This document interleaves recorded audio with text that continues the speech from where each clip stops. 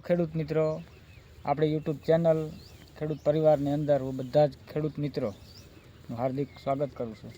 તો મિત્રો, આજે આપણે આવી ગયા છીએ આપણા ફાર્મની ઉપર લીંબુ વીણવા માટે. તમે જોઈ રહ્યા છો લીંબુ વીણવાનું કામકાજ ચાલુ જ છે. તો હું તમને બતાવી દઉં કે કેવી કેવી લીંબુની વકલ કરવાની હોય, માર્કેટમાં શું શું ભાવ મળતા હોય ને કેટલા કિલોની ભરતી કરવાની હોય. ત્યારે આપણે ટ્રેક્ટરમાં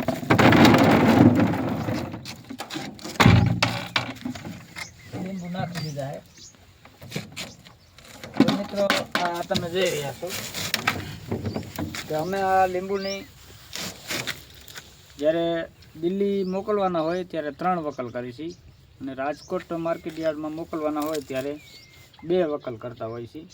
તમે જોઈ રહ્યા છો કે આવું મોટું મોટું સારું અને લીસું લીંબુ હોય એની 1 વકલ અલગ થાય છે.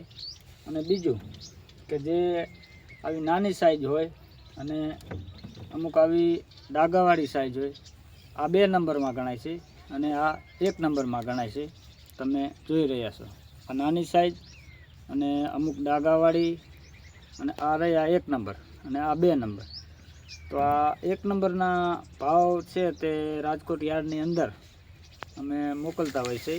એની અંદર આજના ભાવ મને લાગે છે કે 800 થી 900 રૂપિયા માર્કેટ આ લીંબુનું અમને મળશે.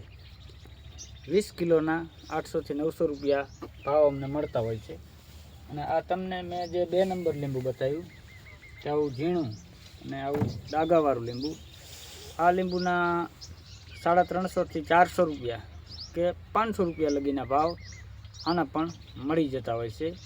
તો રાજકોટ અમારે લીંબુ નાખવાના થાય માર્કેટ યાર્ડમાં તો અમે કટ્ટા 20 કિલોના બનાવીને મોકલીશું. અને જ્યારે દિલ્હીની અંદર લીંબુ ટ્રાન્સપોર્ટ કરવાના થાય ત્યારે અમે આ કેરેટ છે, આ કેરેટની અંદર 22 કિલો લીંબુ ભરતા હોય છે.